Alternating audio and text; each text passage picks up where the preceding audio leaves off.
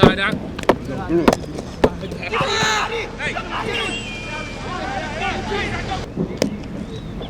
You don't want to anybody, you want to just go for the Today, Monday, the Guyana Harpy Eagles are engaged in their final practice match before they depart Guyana for Trinidad and Tobago, where they play the final 3 matches in the regional 4-day competition. Those matches are against Barbados Pride, Jamaica Scorpions, and the final match against the Trinidad and Tobago Red Force. Now, with this match, batting has to be a big concern and be under the microscope as well.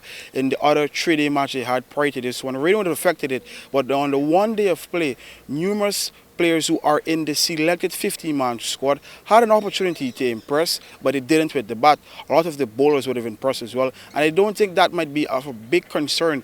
But to get more insights about how the team is preparing for this practice match heading into the season, which is resuming on May 18th, I'm going to have here Ryan Hercules, the assistant coach of the team. Ryan, I've just spoken about the batting being a big concern. I know in the past it was spoken about this, but again, how much of it is it a concern not seeing the batsmen converting or spending enough time in the middle?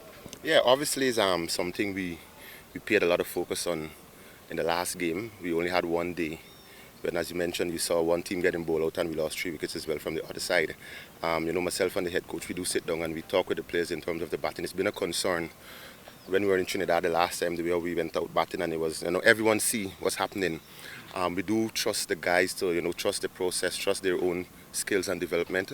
Hopefully the work we put in when we came back from Trinidad, we could see some more improvement in terms of them batting mentally, how they go about scoring runs, how they go about approaching an innings, batting in partnership. So those were the things we paid key focus on when we came back from Trinidad. So we're going to use this game here and we hope to see some improvement with the batters, especially the senior guys.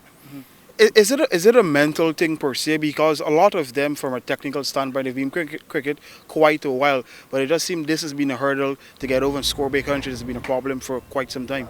Yeah, it has to do with the mental toughness as well. Let's look at the fact they've been out of 4-day cricket for some while due to the COVID-19 pandemic, and we're now back into the 4-day system and getting in some cricket with the guys. So it's just getting the guys zoned in terms of how they go about batting longer. Most of them been playing a lot of 1-day and T20 cricket, so we just want to get them back mentally in terms of focusing longer, batting in long periods, spending more time out in the middle. I think that was something we wanted more before going to Trinidad, but due to the weather and circumstances, we didn't get enough pitch preparation. So we're hoping that we use these 4 days here, we get some good weather, and we could see a big difference from last week and a few weeks ago. Look, there's a lot of talk about the younger players coming into the setup and the transition, etc., of the senior players from the team. But sometimes the younger players aren't standing up, and the older guys have to be the one to, quote-unquote, rescue the team. What's the message to those young players that are being given opportunities? They should really grab them. Yes, of course. It's a learning process for the young players. We don't expect them to come out within 1 or 2 weeks and go out there and dominate everyone. So they just need to be around. The senior guys help them out a lot. Myself and the head coach, we help these senior players so they could understand that it's going to take time. It's not something that's going to happen overnight. So we just hope them to just be around, trust the system in terms of their own skills, their own development. They need to know that they need to push themselves as well. As young players, they not just rack back and say, well, look, it's going to happen. They need to want it, because I do say to them, if you're not going to be committed and you're not going to be 100% in doing this, it makes no sense.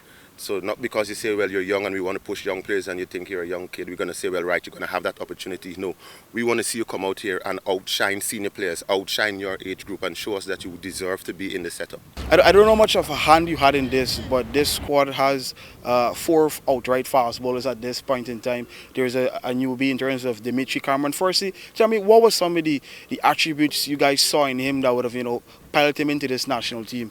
Yeah, Dimitri is a very good young fast bowler. He's one who's always at the session giving 100%.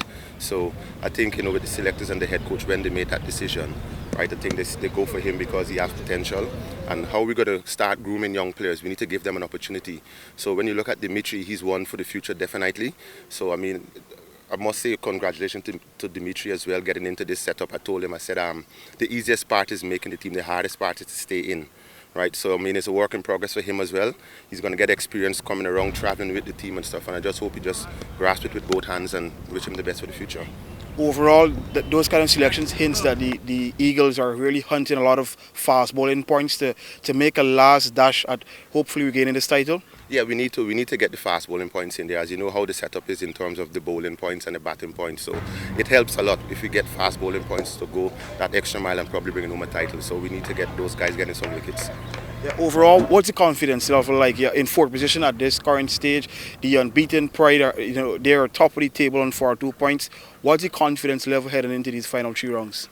Yeah, well, in terms of you would have seen this morning what it's like with the guys. The energy level is up, and I think we're more eager to go for the second round in Trinidad. I mean, going the first stage, it was with the COVID, and it was 50-50 in terms of guys not being physically fit, mentally fit. So we're hoping that this time we could get a better outing. I mean, as I say, the guys, you could see the energy from the guys this morning.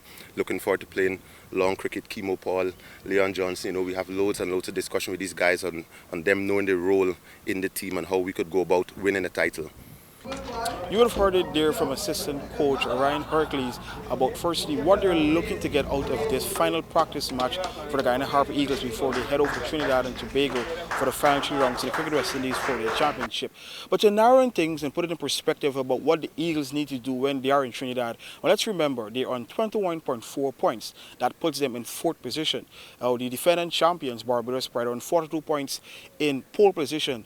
But for Eagles, they would need to win all of those matches. First, he started obviously defeating the Pride in their first match for May 18th, after which they played the Jamaica Scorpions in their final match against the Red Force. The Eagles have strengthened their fast bowling department, as Hercules would have mentioned, to get more fast bowling points. The big question is, can the batsmen deliver? And the first test will be to see if they do it in this practice match starting on Monday at the National Stadium. Reporting for the newsroom, I'm Akeem Greene.